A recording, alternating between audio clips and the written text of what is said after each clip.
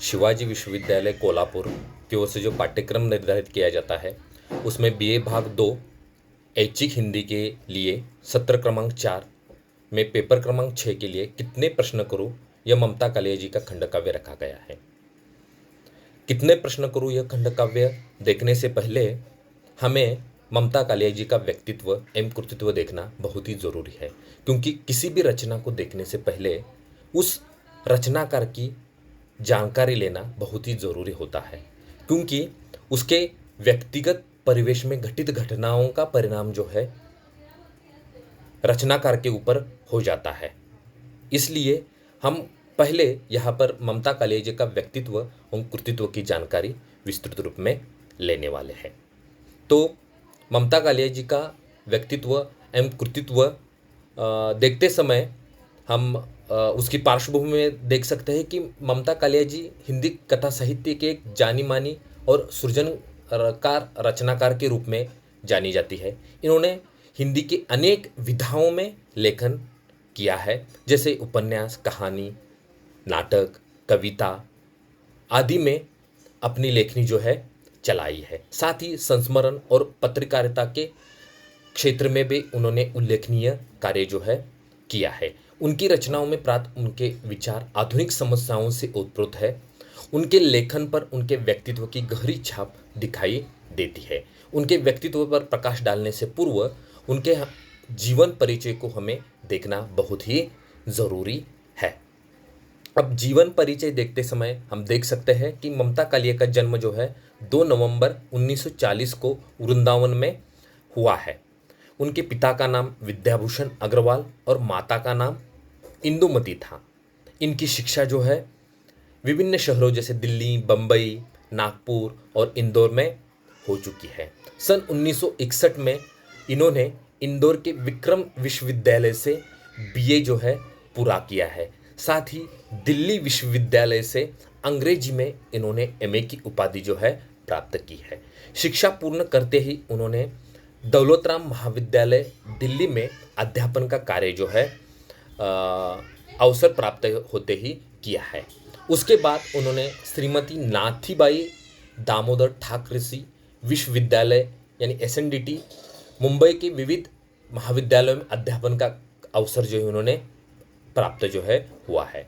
उन्हें सन 1973 में महिला सेवा सदन डिग्री कॉलेज इलाहाबाद में प्रधानाचार्य की नौकरी जो है प्राप्त हुई है। ममता कालिया जी की पारिवारिक जीवन सामंजस्यपूर्ण और उनका पारिवारिक जीवन सामंजस्यपूर्ण और समृद्धपूर्ण रहा है। यह एक संवेदनशील नारी के रूप में भी जो है देखी जाती है। इनका विवाह 12 दिसंबर सन 1964 को दिल्ली के प्रसिद्ध साहित्यकार रविंद्र कालिया जी के साथ जो है हुआ है। इन्हें 2 संतानों की प्राप्ति भी हुई। उनमें से एक का नाम है अनिरुद्ध और दूसरे का नाम है प्रबुद्ध। सेवानिवृत्ति के उपरांत वे निरंतर सृजन कार्य में जुड़कर समाज की सेवा जो है करती रही है और उन्हें जो भी जीवन में व्यक्तिगत अनुभव आए हैं, अच्छे या बुरे, उनकी अनुभूति को उस अनुभूति को उन्होंने रचनाओं के माध्यम से अभिव्यक्त करने की कोशिश जो है बहुत ही अच्छी तरीके से की हुई दिखाई देती है।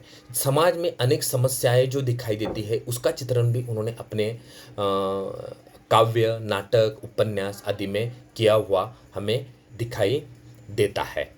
उनका व्यक्तित्व के बारे में यदि हम जानेंगे तो उनका व्यक्तित्व जो है बहुत ही संवेदनशील, समृद्धशील और शांत तरीके से जीवन बिताने वाला दिखाई जो है हमें देता है।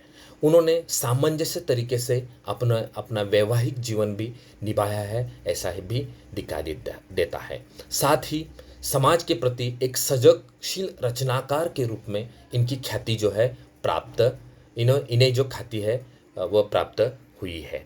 उसके साथ साथ यदि हम देखते हैं तो ममता कालिया जी ने बहुत सारी रचनाएं जो है लिखी है। उन्होंने उसमें कहानी संग्रह है, उपन्यास है, कविता संग्रह है, नाटक एवं एकांकी संग्रह है। उसमें कहानी संग्रह में हम देखते हैं तो छुटकारा, एक अदद औरत, सीट नंबर 6, प्रतिदिन, उसका यौवन, जांच अभी जारी है, बोलने वाली औरत, मुखोटा, निर्मोही, थिएटर रोड के कौवे, और 25 साल की लड़की, ये उनकी उपन्यास कहानी संग्रह जो है प्रकाशित हो चुके हैं। उपन्यास के अंतर्गत उनका बेघर, नरक दर नरक, प्रेम कहानी, लड़कियां, एक पत्नी के नोट्स और दौड़, दौड़ जो है एक लघु उपन्यास है, ये उपन्यास जो है प्रकाशित हो चुके हैं। अब कथा साहित्य के साथ साथ उन्होंने कविता संग्रहों में भी अपनी जो है लेखनी चलाई है और उन्हें जो है उसमें भी सफलता प्राप्त जो है हुई है।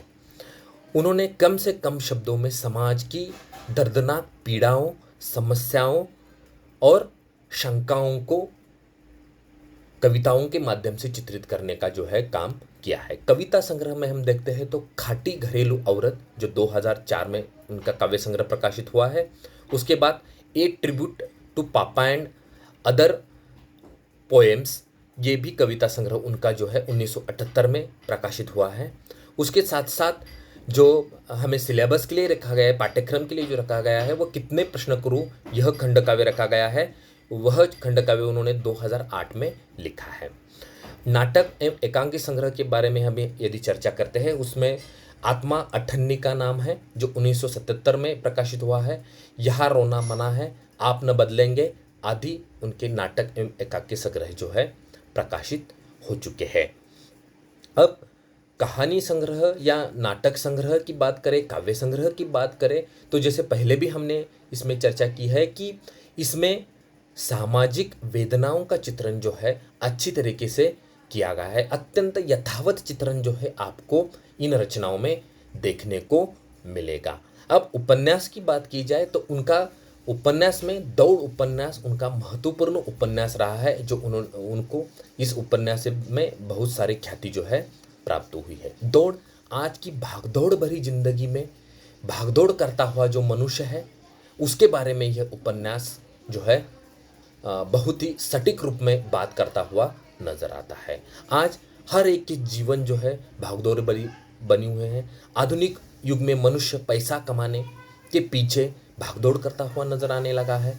वह हर चीज़ को कम समय में करना चाहता है। इसके लिए वह अपने परिवार को भी पीछे छोड़ देता है और इस दौड़ भरी जिंदगी में उसके परिवार वाले पीछे छूट जाते हैं। सारे रिश्ते नाते जो है उसके टूट जाते हैं। तो यह एक आधुनिक उपन्यास है। इसमें भागदौड़ करता हुआ मनुष्य जो है किन किन समस्याओं को उसका सामना करना पड़ता है उस मनुष्य को, इसका चित्रण आपको यहाँ पर विभिन्न पात्रों के माध्यम से दिखाई जो है देता है। उसी तरह एक पत्नी के नोट्स भी उनका एक महत्वपूर्ण उपन्यास है।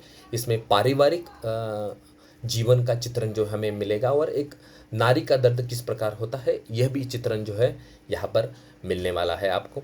खाटी घरेलू औरत, यह भी एक काव्य संग्रह है जिसमें सामाजिक और नारी से संबंधित विभिन्न कविताओं को हम देख सकते हैं। उसके साथ साथ जो सिलेबस में हमें रखा गया है वह कितने प्रश्न करूं, यह जो खंड काव्य है वह खंड काव्य जो हमें रखा गया है। यह खंड काव्य रामायण के ऊपर यह खंड काव्य है। रामायण की जो घटना है हम देखते हैं, सभी को मालूम है कि यानी हमने सीरियल में भी देखा होगा, आपने फिल्मों में भी देखा होगा कि रामायण राम और सीता का जो जीवन है उसको लेकर चित्रित किया गया है। लेकिन कितने प्रश्न करूं, इस खंड काव्य में रामायण की कथा लेते हुए भी उस कथा को अलग रूप में पेश करने की कोशिश जो है ममता कालिया जी ने बहुत अच्छी तरीके से की हुई दिखाई देती है। कितने प्रश्न करूं माने सीता के माध्यम से ममता कालिया जी पुरुष प्रधान समाज व्यवस्था के खिलाफ अनेक प्रश्न कर दी है। जैसे आज हम देखते हैं कि आज भी हम कितना भी आधुनिक होने की बात कर ले, लेकिन आज भी हमारे समाज में नारी को दोयम दर्जे का स्थान दिया जाता है। उसको चूल्हे चौके तक ही सीमित रखा जाता है। उसको उसकी ज़िंदगी को एक तरह से एक शिकंजे में जकड़ा हुआ आज हम देखते हैं। यह मानसिकता प्राचीन काल से लेकर आज तक बनी हुई है। आज हम कहते हैं कि हम आधुनिक हो चुके हैं, पुरुष के कंधों से कंधा मिलाकर नारी काम कर रही है, लेकिन यह केवल एक दिखावा मात्र है। यह केवल एक छलावा मात्र है जिसको हम कहते हैं कि आज नारी जो है प्रगत हो चुकी है, लेकिन यह साफ तरीके से एक झूठी बात जो है हमारे सामने हर समय पेश की जाती है, जिसका पर्दाफाश जो है ममता कालिया ने अपने कितने प्रश्न गुरु खंडकाव्य में चित्रित किया हुआ हमें दिखाई देता है। स्त्री जीवन की समस्याओं को विभिन्न पत्तों रेशों सहित उद्घाटित करने का काम जो है ममता कालिया ने अपने खंड काव्य के माध्यम से जो है किया हुआ दिखाई देता है। साथ ही मानवीय मूल्यों एवं संवेदनाओं को उन्होंने अपने लेखन में भी स्थान दिया है। समकालीन समाज की संवेदनाओं का लेखा जोखा उनके साहित्य की प्रमुख और महत्वपूर्ण विशेषता है। यानी समकालीन समाज की जो विभिन्न संवेदनाएं हैं वह उनके रचनाओं में हमें दिखाई देती है।